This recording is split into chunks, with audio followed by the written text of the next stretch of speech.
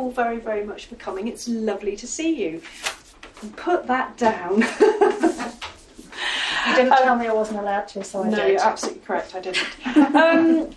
So, we have, it gives me enormous pleasure, I should say, to welcome both of you here today to talk about crime fiction, thrillers and everything in between.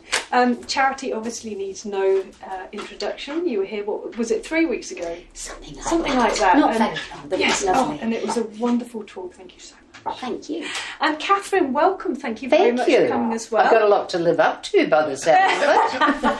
Well, I have a feeling that it's going to be another of those evenings that we will remember forever. So, without further ado, I will allow you to have a chat and tell us everything about your books. Thank you very much. Thank you. And I think we should say, if you want to say anything or ask anything, pile in, because it's a lovely intimate space and it's really like a book club. So sing out and absolutely, also, definitely, and let us know if you can't hear us as well, won't you? Because Paul at the back there might not be able to. It'd be awful to miss out on all the important things. So Catherine, it's great to meet you. We've only just met. Yes, we have. I've been sort of trailing Charity all around the place because I live in the far north. And the first week, my partner and I got in the car and we went round Auckland.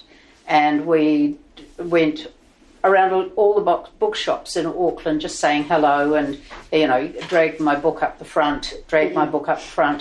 And then we decided to do the east, down the East Cape, down to Hawke's Bay. We did 1,800 Ks in... 5 days? And that was fairly hard work. Yeah. So then we decided to come to Wellington, and the lovely Dale. Thank you. My dear friend, who honestly, my book launch, I'd done my chat, and she busts into it. And has to have her say, didn't you? I did. I won't tonight, though, unless I'm invited. Yes. Well, you might be if I run out of things to say. It's not going to happen, though. No, it's not going to happen. So anyway... It's always the first time. No, there's not, really, truly. So this week we're down in Wellington and we're staying with Dale's lovely family, which has been fabulous. And so we've just eaten far too much. So you've been on a book launch roadie? Really, yeah, it's been a book launch roadie and it's been really fun, just meeting people, because, you probably find it yourself. When you go into a bookshop, these are the people who are the kind of the person between you writing the book and the customer buying the book. And that's so important. When that person... they've got to know what your book is about, because you look in here, if you came in here as a shop assistant or an owner or whatever, and you walk in and somebody comes in and says, can you please recommend a lovely romance? And you just go, God. So people have to know about your book, don't they? They do. So you've been meeting booksellers, going to the different shops, and this is your. You've written umpteen books. Is this the first time you've gone on quite such a roadie to? No, I did this it every 2 time? years ago, but I was self-publishing then. Right, this is before. So how did that come about? You were originally publishing yourself through Amazon. I was originally self-publishing. I started writing in the 1990s. And somebody said to me, whatever you do, set a book in New Zealand because nobody will read it. And it was in the 1990s, it was true. Nobody read, literary was doing okay, but genre fiction was just, we were so looked down on. And that was very, very much like the music industry. Do you remember when the music industry, everybody went, New Zealand music, ick. And then all of a sudden they put in the, what do you call it? The New Zealand Music Month. The what? New Zealand Music Month. No, they actually put in quotas that the radio stations had to have a quota. And people actually started listening to New Zealand music and go, actually, this is pretty good. And they'd listen to Split Ends and they'd listen to this and that. And so New Zealand music now in New Zealand is really acceptable. And we're still trying to get that in New Zealand with New Zealand genre writing. Do you find that? No, not really. Don't you? No, So I mean, sorry. No, I'm not entirely sure what you mean by that. Well, where do you live? In Hawke's Bay. Oh, okay. I live in the far north, and I lived in Auckland, and I started writing, as I say, through the 90s, and it was just so hard. You couldn't get an agent. You couldn't get, when I started, to get an agent, there were so few agents in New Zealand, and so you would have to write to the agents because they wouldn't have an email. Oh, no, we don't want an email. So, and all the agents lived in the US. And so I was on a carer's benefit because I had a disabled daughter, and so I would print out my first 3 chapters and pile them up, and put them in an envelope and write to the agent, and it cost $20 to send them off, and half the time you would email them and say, "Did you get it?" No, that didn't arrive. Send another one, will you? And I was like, oh. So did you get an agent in the end in the US? Or? Yes, I did, and she was bloody useless. Oh. She was absolutely useless. So I ditched her, and that's when Amazon came out. And I wrote my first solid book, The Candidate's Daughter, and I put that up on Amazon, and it just went so well. I did so well with that book. Went into the movers and shakers, and it was set in Ohio. And they say, write what you know. So I wrote about a Senate hopeful, which I knew nothing about. I had to do so much research on American politics. But it was about a Senate hopeful whose disabled daughter is kidnapped. And the theme was, what's the value of a disabled child compared to what you'd say a normal child? And so it was really quite a gripping the heartfelt thriller about disability, and I stayed with that, and I wrote quite a few. And when I wrote The Water's Dead, I decided to bring my writing home, and I wanted to set something in New Zealand. I was sick to death of, going along American streets on Google and trying to decide whether the candidate would, whether the American I was going to make it so that the last senator died. Well, that wasn't going to happen, because if a senator dies, the governor just picks the next one. And so I couldn't have that. And so, all these things. And I thought, oh, my God, it's so hard. So I'll just bring it home. It just is hard here. So anyway... you brought it home in the sense of the setting. Yeah. Back to New Zealand. So I thought I'm going to write a murder mystery set in the far north. I just moved to the far north. Yes, that was in 2014. I stayed in Auckland for a while, and I realised I was living in my biggest asset, and working to maintain it. Yeah. Where I could buy a house at a lower cost in the far north. So that's what I did. I sold up and moved to the far north. My dog had died, my daughter had died. It sounds like a country of Western, doesn't it? But that's what had happened. And did you have links in the far north that took My you there? sister lived up there, but we have a very interesting relationship. It goes up and down. But it was nice to have her there anyway, because I don't know where else I would have lived. But the far north is such an interesting place. It's great stretches of beauty and poverty with pockets of real wealth. So so the juxtaposition of great wealth, so and it makes a great character in a crime novel. Anyway, I wrote that one and I self-published it, and I was approached by Bateman Books. They came across it and said, we'd like to publish it. And so I'd got the second one written, Better Left Dead, and they said, we really want to publish this. And I said, well, they're in a series. They said, well, we'll publish the first one as well. Brilliant, wonderful. The third one is written, so they've committed to that. They love them. So we're just charging on through. It's great. And what have you found different about the process? Having Bateman on board, presumably with an editor who's doing different. Is it different from your self-publishing? Does it feel different writing? How has it changed? I'm really bossy because aren't I? Yes, I am. Bateman are really lovely because they put up with me. I know what I want. I tell them what I want. I've got a great editor, and she will pull me up when it needs to be. I had the first editor I have. She came back. She was an utter cow. I'm not going to tell you who she was. She was out of house. They sent it off out of house, and I'd done all this research. I'd been into the Northland, Central Police Station. I know that they've got 12 interview rooms up there if necessary, and I wrote they were in interview 11, and she came back in the notes and said, "Where do you think this is, LA?" You cow! And she said, "Oh, I don't like this character, and this would never happen. Take that out." And I thought, "Oh God, I better do that." So I did that, and when my publisher Louise read it, she said, "Oh, what's happened here?" I said, "Oh, ex-editor told me to take that out." And she said, "Oh, I quite like that." And I said, "Well, so did I." So then I had to put it all back together the way it was originally.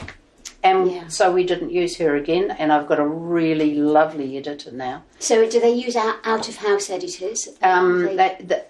They've got an intern who they use, and I don't know how the system works because I know that she works for other publishers. I see. Brilliant. So, sorry? She's really good. She's very good. Yeah. And Do you know who I'm talking about? If it's who I think it is, who works for Bateman, yes. Are we allowed to say her name? Gemma? Yes. Yes. She is fabulous. Yeah. Absolutely. But she's quite young, and my audience is typically older, so I have expressions that I know, thinks she's the big I am. And Gemma came back and said, "I've never heard of that. I think we should change it to this." And I said, "No, we're not." "No, we're not, darling." But interesting. I find the editing process is the most exciting part of writing. Do you? I do. And my first book, Free and Grace, every line has been rewritten about 50 times. 50 ghosts behind every line. Yeah, I do. Yeah, I think the editing is an essential part of the process. So how interesting that it's not your favourite part, obviously. Oh, no, I don't mind it. I really don't mind it, but not very much gets changed because they let me, because I've got a voice that I particularly use. Now, I've got a writing style that I use, and nobody's messing with it. No. Because otherwise it takes the whole flavour of the book away. Yeah.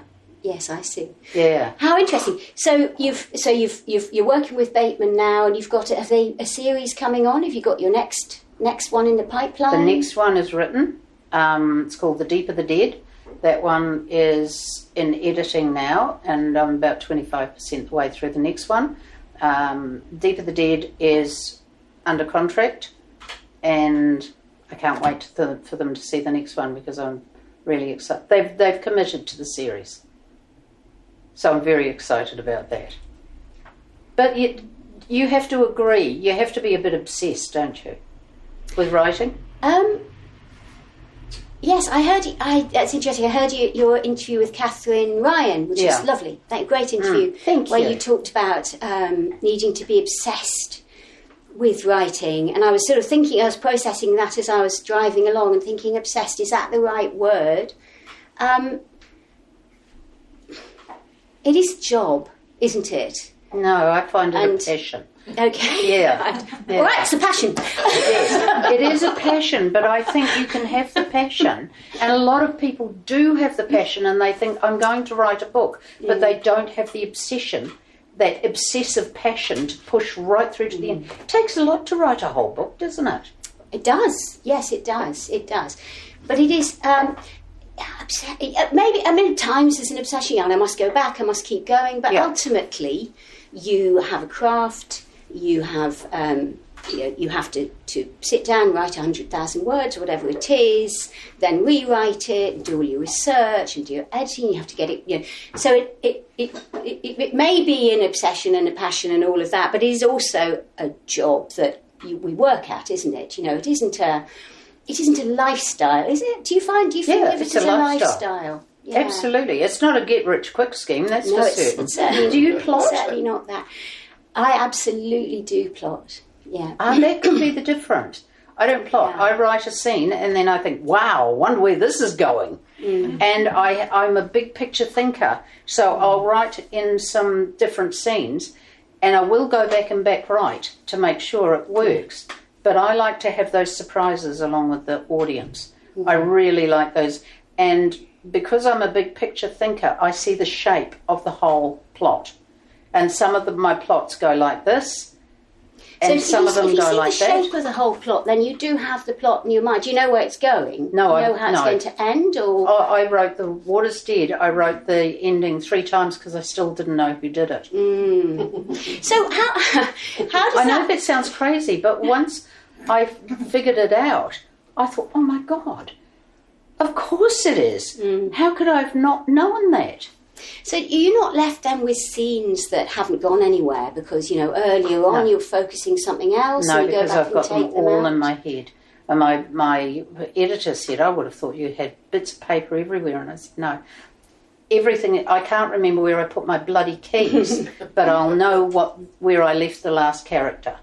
And so I will have this character doing this character doing that, and I will dovetail them in, and that's how I work. But if you don't know who did it, and, you know, often we'll seed earlier in the story, won't we? They might to make we'll seed things, and we'll have character development, and we might meet that character earlier, then suddenly come in right at the end. And do you find that you have to go back, and once you've worked out who did it, you have to go back? Sometimes you have to go back and alter sew that in. You know, the motivations, and usually it's not very much. It's really not very much. You know, you might have a character that's, let's just say, is a farmer. And then you think that's actually for the plot. It's not going to work to have this person as a farmer. It's going to be better if they're maybe an agricultural consultant, for example, because that is what they do better. And that's where I have the fun, is going back and actually sewing all the bits together. But it works. That's the only way I can do it. I cannot plot. And the funny thing is, I did a course for students, for school kids, on writing. And I had this disparate bunch of kids come in, and they were just, there was a boy they all liked science fiction. And I thought, oh my God, I'm out of my comfort zone here. And so we talked about the things that I never knew about at school because I was hopeless at school.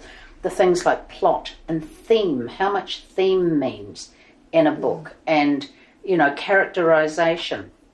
So we talked about those things, and I said, right, what we're going to do now is we're going to plot a book. And they all went, oh, goody, goody.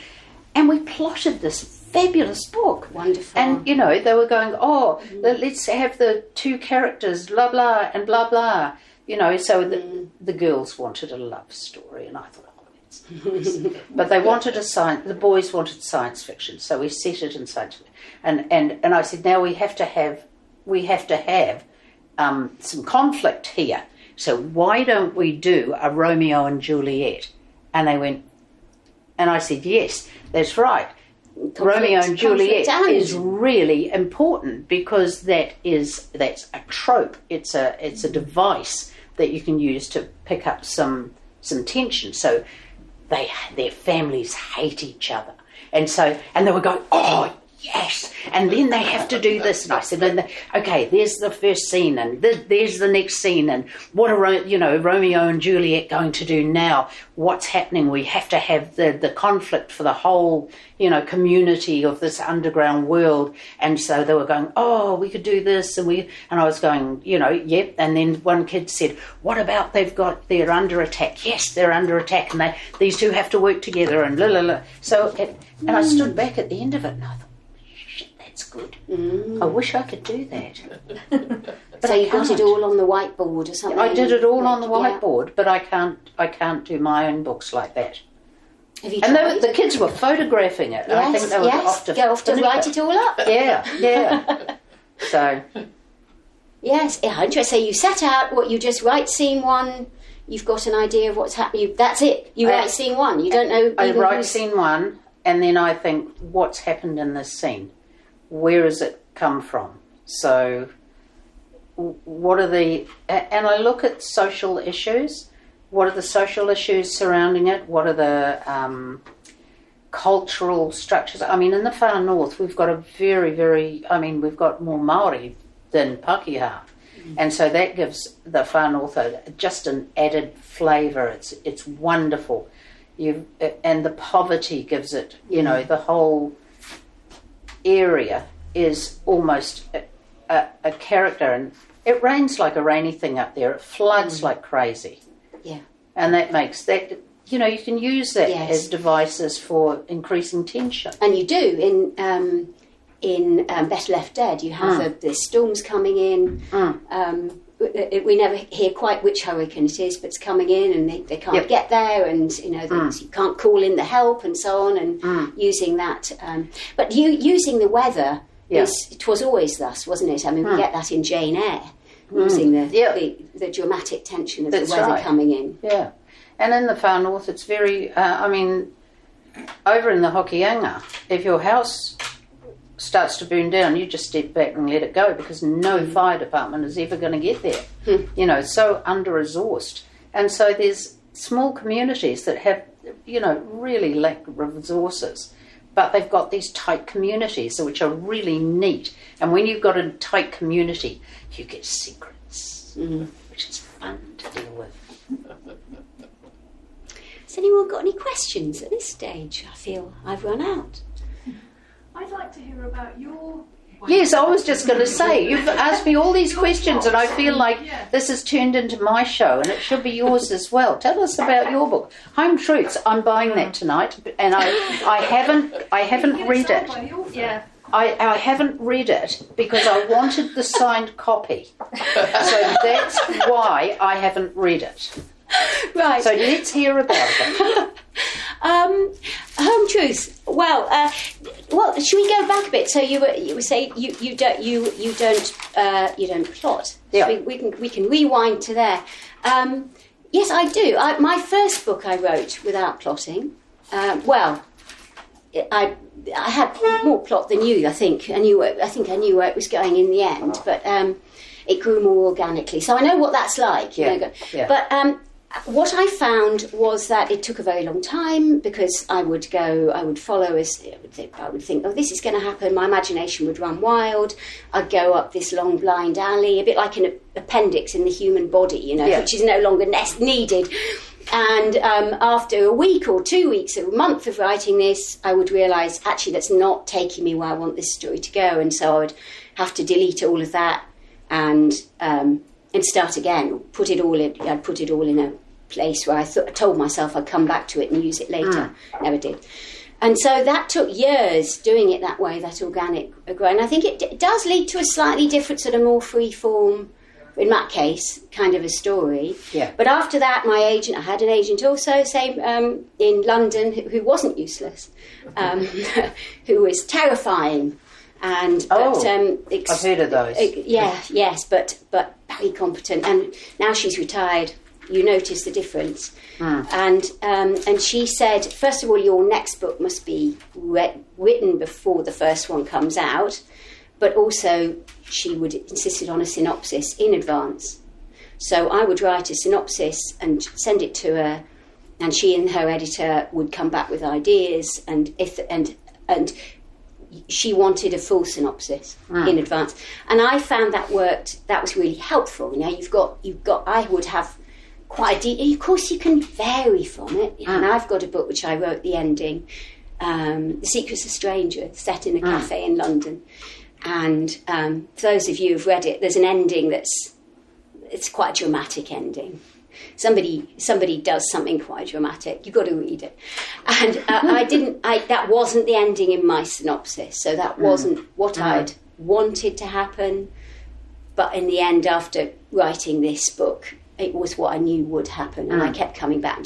So things can change. But I've then got the skeleton, the structure. I know where it's going, and I can weave things in. As I'm writing, I find I'm wasting less time.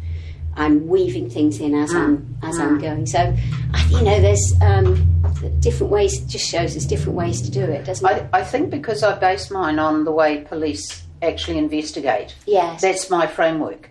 Yes. So I Yes. know. Once Have you worked in the police or? No. I'm in community patrol though.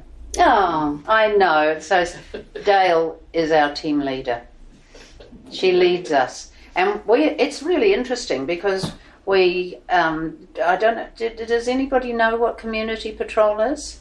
in Napier they've got these little cars with a picture of a meerkat on the side. Oh, how crass! I think it's rather Crass. cute. Ours have got chevrons on them, haven't they? Yeah, they are. They look like police cars. They look like police cars. And lots of sponsors. And we have lots of sponsors, and we go through police authorisation, don't we? Police vetting. Yeah. Vetting, Yep. and it's more stringent than anywhere else, than ordinary vetting, because we can rock into a police station whenever we want. Oh, wow. So we've got passes and keys and everything. We can rock in there and look up everything and do whatever we want, but mostly we're the eyes and ears of the police. We don't get out of the car. We don't. Yes, you don't do. We don't vigilante engage things. with it. No, that's frowned upon. And we don't press the iOS either, do we, darling? Not if we can avoid it.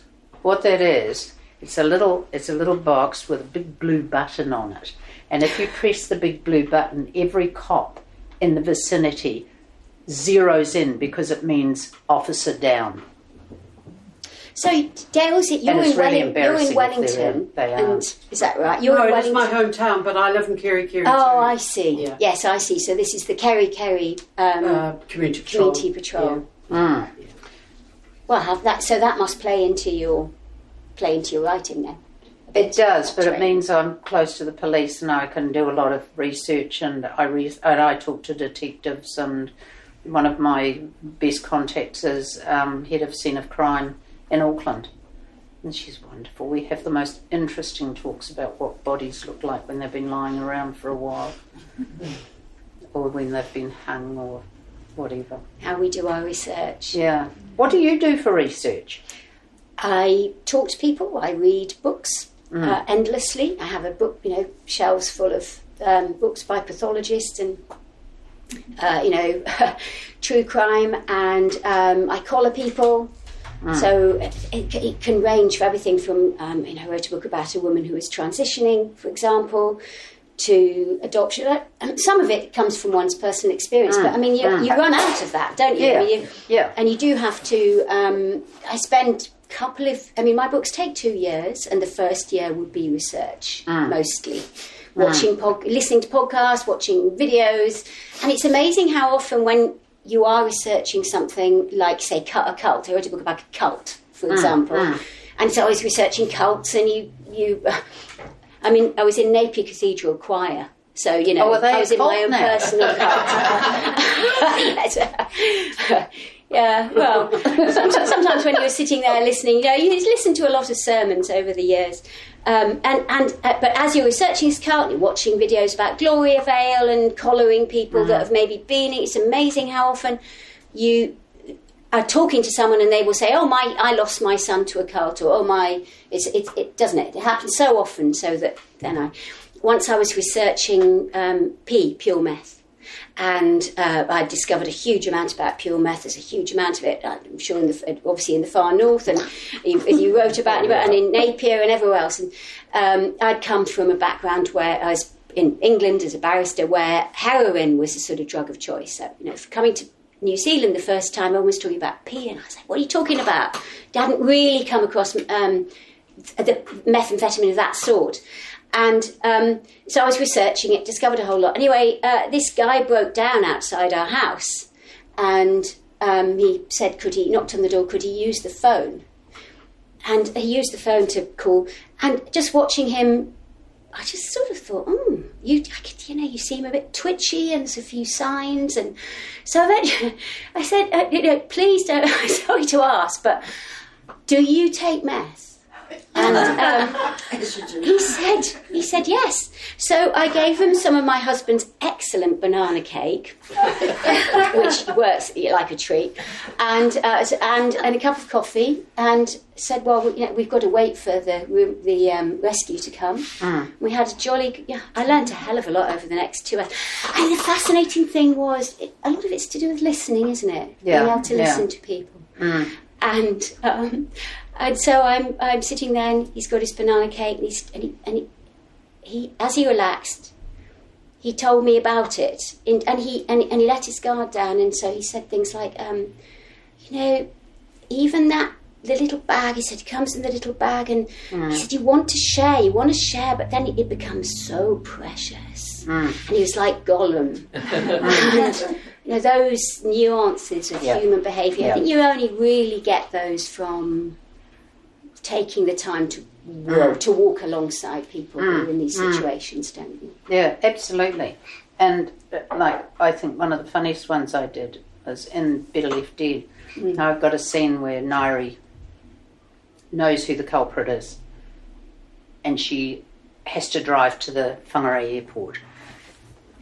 And so she gets in her car and she's driving to the Whangarei airport, desperate to get there before the culprit gets away. And then she leaves her car and she dashes into the airport, and she's running up and down the gates, pushing past people, trying to find the culprit. And then I said to my partner, hang on a minute, I've never been to Whangarei. Perhaps we'd better go there.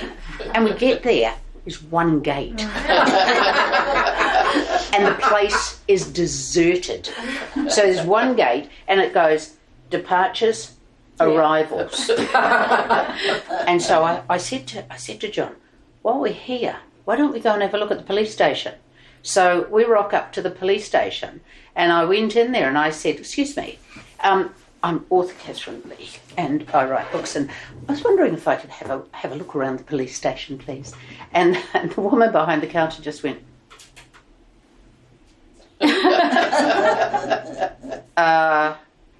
can you wait here for a while? And she almost backed out.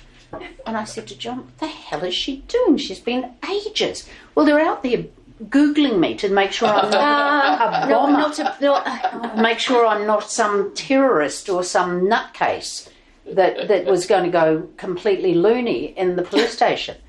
And she came out and she said, oh, look, we can let you have a look in some of the interview rooms. And I said, all right. I'm thinking, And as I'm going in, there's a corrections guy, and he comes through, and he's got all metal teeth. And he goes, what are you doing here? And I said, well, I'm an author. I'm just wanting to have a look through, the police station. He said, oh, come with me. Come on.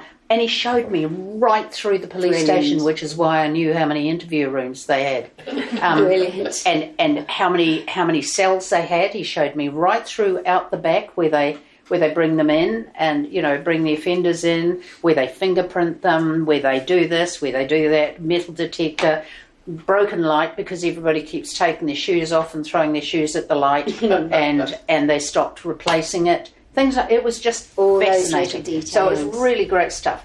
And with the book I'm writing at the moment, I wanted to interview customs up there. So there are 3 customs officers, 4, protecting the entire north. Wow. Really, really quite frightening. And I said to this young guy, do things really, is it easy for things to get through? And he said, we're pretty good, but things do get through. Big coastline. He said, somewhere in New Zealand, there is a full-size taxidermy polar bear, and we've got no idea how they got it in. I know. Wow. I know. Disguised as something else, perhaps. So interesting. I was probably full of meth. But it's so interesting. Did you ever watch Far North? No, I don't. Oh, has anybody watched Far North? TV3. They told me. The young customs guy said, if you've ever watched Far North, you know how ridiculous it was? He said, it's far more ridiculous than that. It is actually far more ridiculous. It's about a couple who, these drug dealers are trying to go and collect some drugs off a boat, and import them, and their boat sinks. So they'd go down the road and buy another boat for cash, like what was it, about $45,000 cash. And they're trying to get the locals to help them put the boat in the water. It's just ludicrous, absolutely ludicrous. And he said, if you knew the facts, it's even more ludicrous than that. So, it's truer than, Truer than fiction. Plenty of grist for more stories there, from the sounds of it. But, I mean, you've got to be careful because you don't want it to be too ridiculous, and you don't want to write anything that anybody thinks is them. Mm. Well, true. Yes, that's true. The other thing, isn't it? Yes, true. And do you? No, never a real character. Never, ever. In fact, I learnt my lesson when I wrote The Water's Dead, and I based it in Kitty Kitty. Yeah. And, yes. And and I was working at the warehouse at the time. One of the girls there said, "What's your book about?" And I said, it's about a young Māori woman who's found bludgeoned to death in a waterfall pool. And she said, "Oh, you can't write that." And I said, "Why not?" And she said, "Because that really happened." And I said, "No, it's not that story. It's not the story of Libby Templeton." She said, "Doesn't matter." Yeah. And then somebody else, "What's your book about?" And I said, "Oh, it's about a young Māori woman bludgeoned." "No, you can't write that." And I thought, "Oh, for God's sake. I've written 3/4 of the book. Now what do I do?" And I put it on hold for about a month, and then I suddenly had the idea. I changed the name of the town. So I just make it the town fictional. And even though the book describes the layout of Kitty Kitty, it describes the town, it describes everything else, is called River Falls. So it's all right. So you had nobody reviewing it said, this actually happened. Dover Samuels read it for me. And he loved it, and now he's got the second one, so, yeah. Yes. Yeah, well, having a fictional town, a fictional name can be helpful, can't it? You had an experience once where you put a town in a slightly different place, is that right? Yes, you heard about that. I did my homework. I wrote it originally for the American audience for on Amazon, and as I wrote it, I had this character going to Ikarangi, and it's just above Whangarei, and it was just so nicely written, but I changed something, and I thought, I really like this passage, I'm going to leave it. No one will ever know. They did. Somebody came, he doesn't even know where Hikarangi is. Yeah, so it can help to change the names, as you did with the Water's Dead, can't it? I will often change. James Herriot. Remember James Herriot? Yes. Famously, he used to live in my village in North Yorkshire, Gilling East. And he was actually a vet in Thirsk, to those of you who know North Yorkshire, but he called it Darrowby on the base. And he actually changed, he writes about the Dales, in fact he was actually further east than that and so on, but because he had changed the names of the towns, you wouldn't get people saying, well, what never happened there, because, you put it in the wrong place, you don't even know what Thirsk is like. And I thought, well, if it's good enough for James Herriot, not his real name, it's good enough for me. Yes. And so I will often, we'll do that. We'll change the names of places. The book behind you, Remember Me, which some of you might have read, is set in the Rohine Ranges, right on 40 degrees, which runs through Waipukuro. In fact, we have a restaurant called 40 Degrees. But it's set closer to the ranges, so I cut and pasted a town suspiciously like Waipukuro into Onga Onga. If any of you have been up to Onga Onga, get closer. And you get people saying things like, I've been trying to work out where it is. But what you don't get is people saying, well, my GP, I lived in that town and my GP wasn't whatever it was you said they were, and that that wasn't true, and the church wasn't there, and this didn't happen. So and that's what I do in the second in Better Left Dead. It's Waimana North. There's no such place up there, but it is a curious mix between Kaio and Matari Bay. So Kaio is really quite a small community, very tight community, and Matari Bay is just divine, isn't it, Dale? It is beautiful, but it's surrounded in poverty. So it's those wonderful juxtapositions, as you said. So, but they still drive to Whangarei, they still drive to River Falls. So River Falls stays because that's one of the major stations. But they'll still go to Kaitaia or even Waipapa, which is outside of Kerikeri, or River Falls. Yes. So, but people will accept that because it's a different name. And I just don't base characters on anyone, I just make them up. Well, that's very wise. You can't get sued. Yeah. Do you? Can I ask in Home Truths? Yes. Your man who goes down the rabbit warren, so to speak, was that based on? Is it an amalgam? Is it? It's a good question. Yeah, because I've got a friend who, when I was reading, I have downgraded him to an acquaintance. But when I was reading that, I was just like, oh, yep, that's person XYZ who will remain nameless, like to a T. And so I wondered what inspired that character. I'm so sorry. I'm sorry that's happened. That's really interesting that it was them to a T. And perhaps that says something about the nature of what they're like. Or maybe we know the same person. I did know people who had gone... I did know people. We all do, don't we?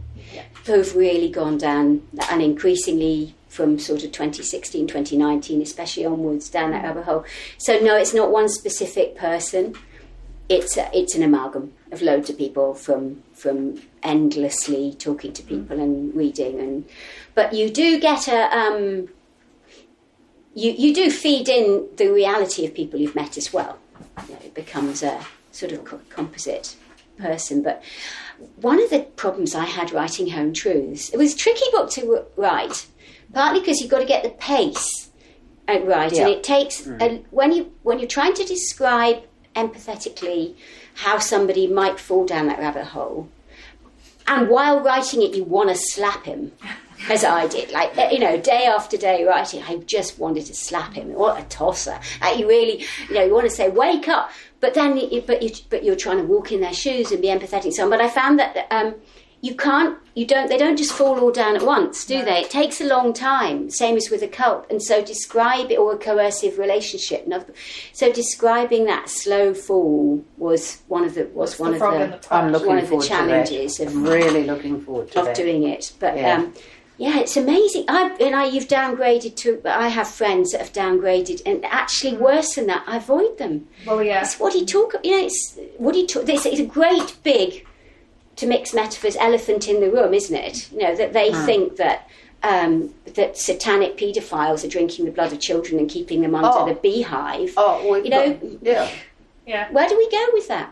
We've got one particular lady who Flat Earthers. Flat Earthers. Yeah. Yes. Yeah, I've got a lady that I see. It's a service, and I'm not going to say which service. She told me she's come up with a lot of theories, and they've been very interesting. One of them is that the seas are rising because cities like New York are just so heavy. They're pushing the sea up. They're sinking down, and the sea is coming up. The other one was that the vaccines are made with snake venom, and I wanted to know how many bloody snakes they had. So all of the vaccines are made with snake venom, but incredibly, they found that the substance that actually was in the vaccines that did work was nicotine.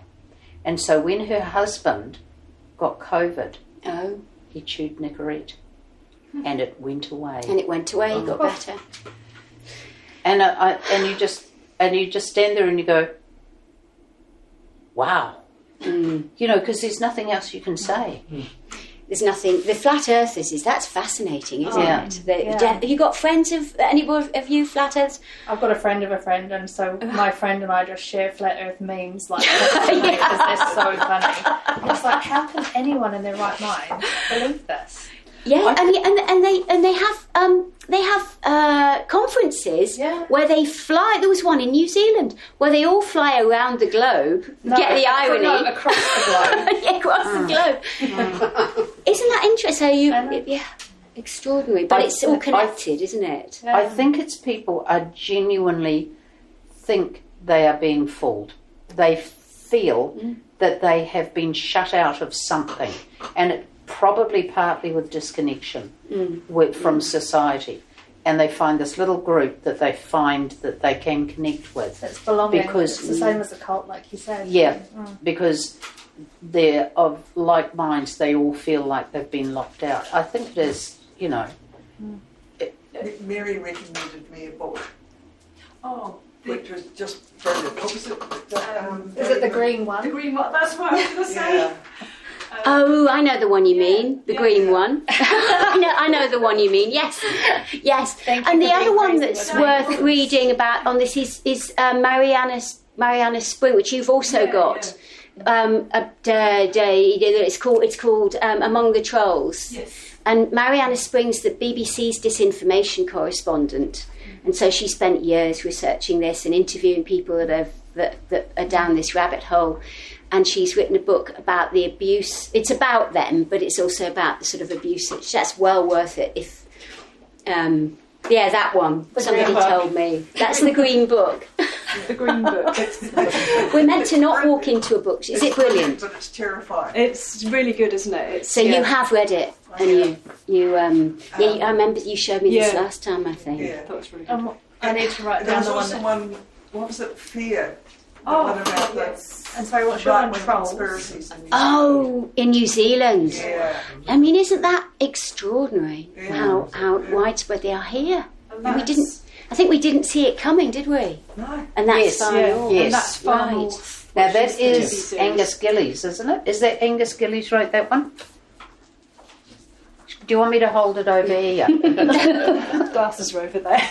Oh, Yeah. sorry. David White and White and Angus Angus Gillies. Gillies. Yes, he's a lovely guy, Angus Gillies. So Thank you. actually, what was the name of the one that you just mentioned? Mariana Spring, and it's called Among the Trolls. But I recommend to you her podcast, Mariana in Conspiracy Land, Okay.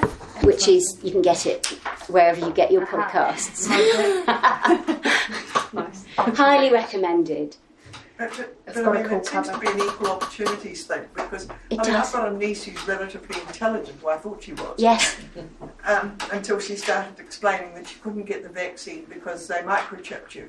Yes, And I that said, was another have you ever one. taken your animal to the vet to see them Yes. being microchipped? Yeah. You see this side, it's a bloody chip. Yeah. Yes, I'm oh, yes, but sorry. it's all small bits. And I thought, dear God. How Yeah. do you just never discuss that now, the two of you, or how do you resolve that? I can't even talk about the weather because of the bloody Oh, clouds. the clouds, and- Yes, Yeah. seeding and the contrails. Oh, So it's grown from one or two ideas to a huge That's overarching. exactly. and that's and where that's that Danny Wallace book was really good about, and also some of the agencies that are stirring it up. Because yes, they want to create chaos and distrust so that no Yes. one would actually trust any information. Yes, you can't Yes. trust mainstream media. you can't trust mainstream media. Yeah. Yes, and then you can push through things like Brexit or the American election. That's right. because, It's got because you can't political trust. agendas. Yes, Yeah. yes, we were. Or mad changes to school curriculums. Yes, you can. That's right. You can do anything with those. Yes, it is. I'm sure you're right that disinformation is being weaponised by. Recently, there was, and you remember this. There was a rumour that the king had died. The English king, had died. King Charles had died. Remember that a few months ago. King had died. It was all over Twitter. King's died. The king's died. And Twitter very quickly, or X. Very quickly took isn't over, it and there were all dumb? kinds of horrible memes about how he died. Must have been with a prostitute. It was all awful. But when it was traced back, this had come out of Russia. This rumor had been actually put out by disinformation. And then, of course, on the end of July, we had some little girls were murdered, stabbed. And again, what you were talking about, the it starts with a little rumour that it's a person who's an immigrant, who's Muslim, That's who's right. living out. radicalised. And then the far right take over this Yeah. website. Take it. None of it was true. No. I was from Wales, but we saw the disaster, and all that destabilisation is playing into. I'm sounding like a conspiracy No, but theorist England's now. turned into No, a you're horribly not. racist place, though. It seems like that. It certainly seems like that. It's brought out it's played into that and brought that out. And I think because I haven't lived there for a long time now, but when I was sitting in a conference watching the Brexit results roll in, I and was thinking, there well, there's too. no way that'll happen. Like, nobody in their right mind would vote to leave the EU. And then it happened, and I sat there and I thought, how has this happened? Yes. And it's all come down to xenophobia. Yes. It actually is, and yes. that's the same as the States. It's all feeding into people's fears, Yeah. and as you say, xenophobia. It's just, and it's bringing out the worst of the uneducated, not And the uneducated, untravelled. the untravelled and the less educated. But it was deliberately weaponised, though, wasn't it? You know, They're it was- taking our jobs, those taking our Romanians and jobs. Polish immigrants. And it's like, Yeah, they were jobs you didn't want in the first place. I know. Those made me so ancient cross. fears too. Ancient fears, You think yes. it's sort of the Yeah. witchcraft hysteria. Yes, And, yes, You know, Yes. anti-Semitism, which turns absolutely. up every so often when you blame. Yes, those are two brilliant examples, aren't they, of 1,000-year-old conspiracy theories, the witch hunts and the anti-Semitism, particularly at the time of the Black Death, and which led to the murders of thousands in horrible circumstances. So in a sense, it's all coming round again, but of course it's turbocharged by Media, social media. media and by our different way of living, I suppose. Are you on social media? What social media do you use? I do mostly. I mean, when I'm communicating with readers, it's mostly Facebook. Yeah. My Instagram to a degree, but I don't really. And Twitter is just I hate Twitter. brilliant for. What? How long have you been? When did you leave? Have you left Twitter? I've Have left you Twitter used now. It? It was just Yes. it was just nasty. But It got very nasty. it is. It's horrible. I've had a Twitter account for a long time, and then it turned to X. Yeah. I mean, X. Whose brilliant idea was that? X. Everybody calls it Twitter. It's just ridiculous. Anyway, I had to leave it because the political stuff started rolling in, and it was just awful. But I do TikTok. I love it. Oh. I love it. I went to I decided early I'd do TikTok because I think it's so much fun. Do you do little TikTok videos? Oh, yes, I do. Oh, I TikToked my way marvellous. around Harrogate Crime Festival. I interviewed Anne Cleves. Brilliant. I did. I grabbed her out of the crowd. Anne! Yes, because you did. Yes. I said, can I TikTok with you? Oh, all right then. And I thought her publicist is going to have a fit. I don't But she think was she'd worry. fabulous. She was absolutely fabulous. Because And you have described your Nere series as what's the name of her detective? Vera. The name of Vera. That's it. It's the Vera of Northland. Yes. It's New So you're obviously a Zealand fan. answer. Have you read all of her books then, Anne? I Cleves? watch the TV programs. I find her writing a little bit slow, so I love the TV programs. But they're structured along the same way. And what I love about her books is the fact that there's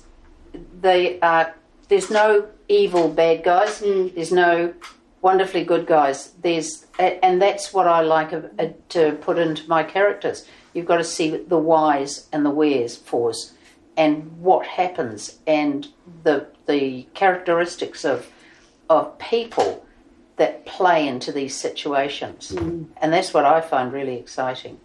So you had a good old chat with her. I Anne did. Cleves. I'll show you later. No, I've got it on my phone. I can look it up. I shall go. Yeah, look it it's up. on my TikTok. But we TikToked all our way through, and I interviewed Chris Hammer. I interviewed him. Ali Griffiths. She's a good friend of mine. She's just lovely. She blurbed The Water's Dead for me. And who else did I interview? I couldn't have. I ran into Eo Anatade. And I could not bloody say her name. And I'm going, right, because you've got to do it straight away. I'd only just been introduced to her, and she's a big reviewer. And I'm like, hello, I'm here, and you know, I'm here with Anna, and she said, Eo Anatade. Oh, I'm here with Anatade and Eo Anatade. I'm here with Eo. And on that note, I see Mary standing up in a commanding way. I was stretching my legs. I was just thinking that we should probably wrap it up. If anyone has any questions that they would like to ask, now's your chance. But then you can just swap TikTok. Yes. But let me just come and give you... Are you guys on TikTok? Yes. Fabulous. Thank you very, very much. Oh, thank you so So much. Oh, don't you look at that, God, to go with my Don't red. you look at that. I only did red for this book. Oh yes, the boots. Oh my God, shall I tell you about the boots? Oh my God. Please do. So, got my red button. So, I was in Havelock North trying to push a poster from her Home Truth into Wardini's books, which was a bit rude because that book was just coming out. Anyway, I've been to Havelock, and I was walking on the street, and this lovely old man came up to me and said, "Would I buy?" And he said, "Would I buy some of his mandarins?" And he had a big basket of mandarins, you see. And I said, "Oh no, I haven't got any cash on me." And he wandered off again, and I thought, you bitch, Charity. And I thought, here am I pushing my book. And, What a name to have, Charity. wanting to, for me, people notice me and for people to look after me. And I can't even buy some mandarins, this lovely man. And so I found him. He'd gone into another shop. And I went and found him. I said, "Oh, I will have some mandarins." And the shop he was in was this op shop. And he said, "Oh, good. Well, this is how much they are. They're quite a lot." And he reveals, because I didn't. Anyway, he said, "Oh, it's this amount," you need cash. So I went to the lady at the op shop and said, "Hey, could you? I've got a 20 or something. Could you split it up?" Turned out he had a whole box of cash, but it's another story. And she said, "Oh yes," and she gave me the different coins, the $5 notes, so I could pay him. So. And then, of course, you're in an op shop. The woman's been so good. And she said, "Oh, we see him a lot. I feel the same as you." So off he went with all his loot. And I've got this massive bag of mandarins, which took me weeks and weeks to eat. But then I'm in this shop and I feel really beholden to this woman. So I thought, I must buy something. Oh shit, what am I going to buy? So I'm going around the shop and I'm starting to panic. Oh, red boots. And I thought they were like $4. And so I said, I put them on. I was in a hurry. I had to get on somewhere. I tried them on, and there was another customer and she was talking to me. I said, "Oh, these are lovely. How much are they?" "Oh, $60 or $100 bucks." So I come out with my red boots. I'm damn well going to get some wear out of these. They are awesome. Out of these red boots. Thank you. We have a charity story at last. There we go. We love your stories. Beware Havelock North. Is the moral of the tale. Take all your cash if you're going there. Take cash. Yeah. The mandarins were lovely, by the way. Oh, you wait till you taste Kitty ones. Oh, they're good, aren't they, Dale? Yeah. So thank you both very, very much. That was very insightful and very good. So I have to tell you about our next event before we finish off. Our next event is not really an event. It's actually Bookshop Day. So once a year we celebrate the wonder that is a bookshop. So on the 12th of October, which is a Saturday, we'll be having all sorts of giveaways and baking and stuff. Fun! Dressing up. Well, perhaps not for all of us. So please come along to that if you would like to. So now's your chance to buy a copy of the book. Get it signed. I say the books.